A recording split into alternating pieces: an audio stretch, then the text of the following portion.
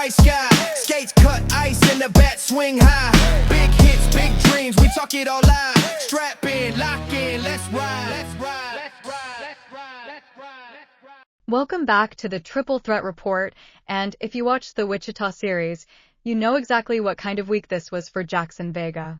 The numbers were louder than they've been all season. He put together a 3-for-5 night with a homer and 2 RBI, followed it up with a 2-for-4 game with a double, and kept stacking hits like it was routine. He climbed to the number 2 prospect in baseball and played like a guy who wanted the entire league to acknowledge it. But the real story wasn't the stat line. It was the attitude that came with it. Because somewhere in the middle of that hot streak, Jackson started talking like the game was beneath him. After hitting 3 home runs in the series, he made a little comment, nothing huge, nothing that'll end up on a billboard, but just enough to make you raise an eyebrow. He said something along the lines of, "These pitchers don't want the smoke from me."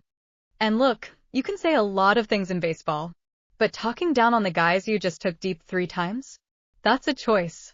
And you could see it bleed into everything else. The bat flips got a little higher. The home run trots got a little slower. The body language said, "I'm not just good, I'm above this." And sure, when you're leading the team in RBI, when you're stacking doubles, when you're carrying the offense night after night, you've earned the right to feel yourself. But there's a difference between swagger and acting like the league should be grateful you showed up. And that's why this next series is so interesting.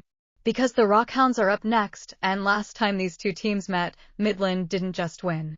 They swept Amarillo. 6-0.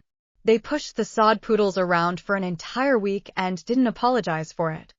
They're physical, they're disciplined, and they're the kind of team that doesn't care how many home runs you hit or what your prospect ranking is. They're the kind of team that makes you prove every word you say.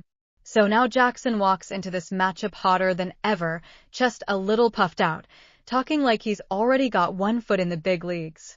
And this is the moment where we find out what that attitude really does for him. Does it fuel him? Does it elevate him? Or does a team like Midland remind him that baseball has a way of humbling you the second you start thinking you're untouchable? Either way, we're about to learn something real about Jackson Vega. And trust me, I'll be right here to talk about it.